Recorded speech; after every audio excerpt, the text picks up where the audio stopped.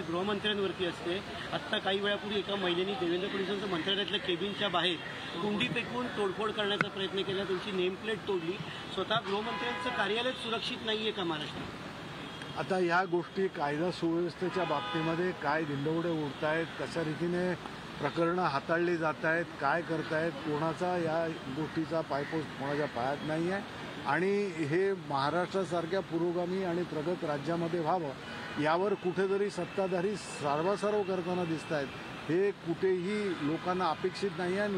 लोक थांबली आहेत। आता निवडणुका फार जवळ आल्या। सचिव गेटनी प्रवेश केला जातो, कोण महिला याची माहिती नाहीये, अनोळखी महिलांचा शोध अजून पोलीस घेत आहेत। गृहमंत्र्यांच्याच कार्यालय सुरक्षित नाहीये का आणि कसा प्रवेश केला एकंदरीत? हे आता जो उदाहरण तुम्ही दिलं, आता आम्ही तर मीटिंगमध्ये होतो, पण हे जर चित्र असेल तर मग संपूर्ण व्यवस्थेवरच फार मोठं प्रश्नचिन्ह हे लोकांच्या मनात येणं स्वाभाविक आहे। लोकांनी काय समजावं? राज्यामध्ये सध्या आरक्षणाचा मुद्दा खूप पेटलेला असताना अशा प्रकारचा प्रसंग घडणं, कुठेतरी लोक वेगळ्या वेगळ्या माध्यमातून आपली चीड व्यक्त करतायत असं म्हणता येईल?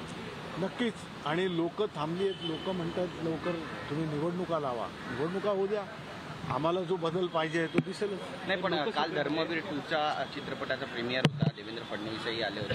ते म्हणतात की धर्मवीर 2 आला आता महायुती 2 येणार आहे राज्यामध्ये।